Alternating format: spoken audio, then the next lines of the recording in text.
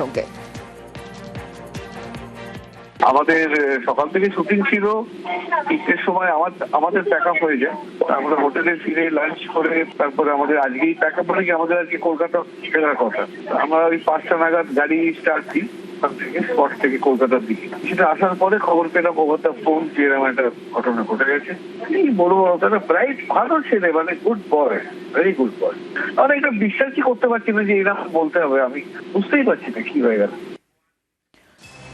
সহ অভিনেতার মৃত্যু হয়েছে, প্রয়াত সহ অভিনেতা, এবং সেই জন্য বলতে হবে ভাবতেই পারছেন না ভাস্কর বন্দ্যোপাধ্যায়। এবং তিনি যখন ফিরছেন কলকাতায় ফেরার পথেই এই খবর তিনি পান যে তালসারিতে সমুদ্রে পড়ে যায় এবং সমুদ্রে তলিয়ে মৃত্যু হয় অভিনেতার, প্রয়াত অভিনেতা রাহুল অরুণোদয় বন্দ্যোপাধ্যায়। এবং মানুষ আমার সঙ্গে রয়েছে, মানুষের সঙ্গে কথা বলছিলাম। মানুষ, তুমি যেমনটা জানাচ্ছিলে যে একদিকে অভিনয়ের দক্ষতা এবং প্রত্যেকটা বিষয়ে জানা, এবং আরও একটা বিষয় যে তার লেখা যদি আমরা দেখি, তার লেখা কলম এত ভালো।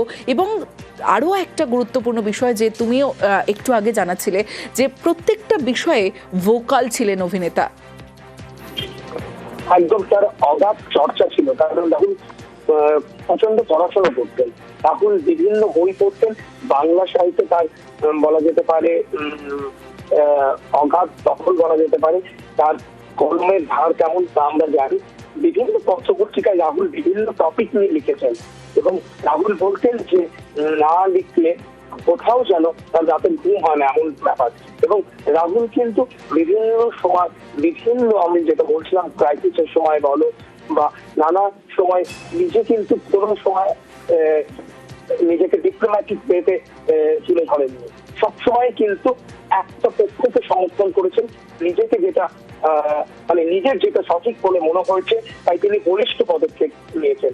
বিভিন্ন ক্রাইসিসের সময়, বিভিন্ন গণ আন্দোলনের সময় আমরা রাহুলকে দেখেছি তিনি কিন্তু সোচ্চার হয়েছেন।